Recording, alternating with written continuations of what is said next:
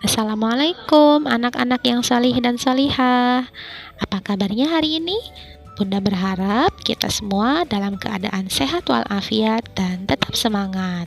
Walaupun kita sekarang sedang berpuasa di hari yang keempat bulan Ramadan, Bunda berharap tidak mengurangi semangat kita dalam belajar. Ya, teman-teman, hari ini kita akan belajar tematik 4H, daerah tempat tinggalku, subtema 3 pada muatan pelajaran bahasa Indonesia. Yuk kita siapkan alat tulisnya dan juga kita siapkan semangatnya.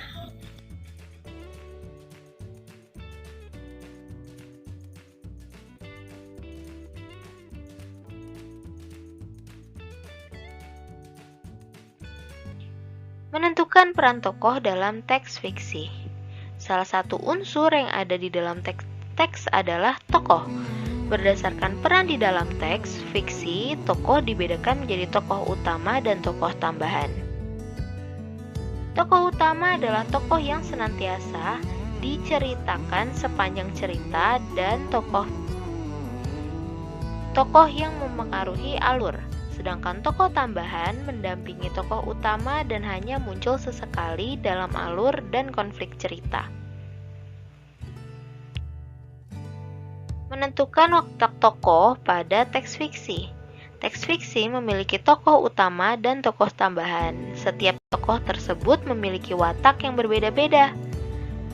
Ada tokoh yang memiliki sifat baik, namun ada juga tokoh yang memiliki sifat yang tidak baik. Selanjutnya, menentukan watak tokoh pada teks fiksi. Untuk mengetahui watak tokoh, kita harus membaca cerita sampai akhir. Ketika membacanya, fokuskanlah pada alur dan konflik yang dihadapi tokoh tersebut. Selanjutnya, mengelompokkan tokoh dalam teks fiksi.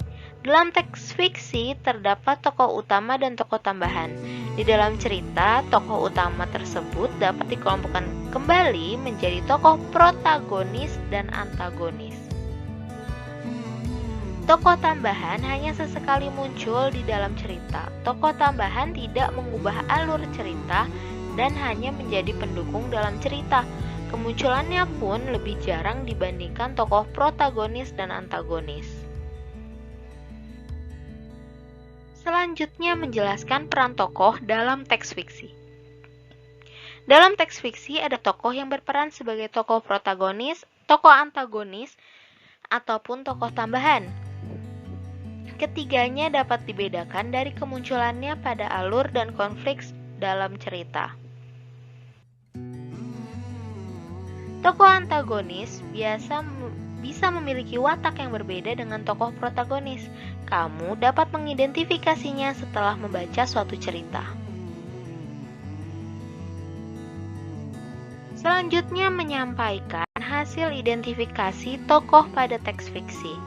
Pada teks fiksi ada tokoh protagonis, antagonis, dan tokoh tambahan. Setiap tokoh tersebut memiliki watak yang sama ataupun berbeda. Para tokoh teks fiksi berupa fabel juga memiliki peran dan watak.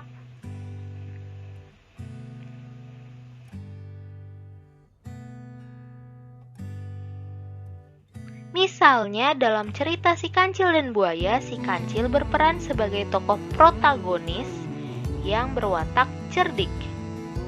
Dan dalam cerita Rakyat Bawang Merah dan Bawang Putih, di mana bawang merah berperan sebagai antagonis. Selanjutnya, menyampaikan hasil identifikasi tokoh pada teks fiksi.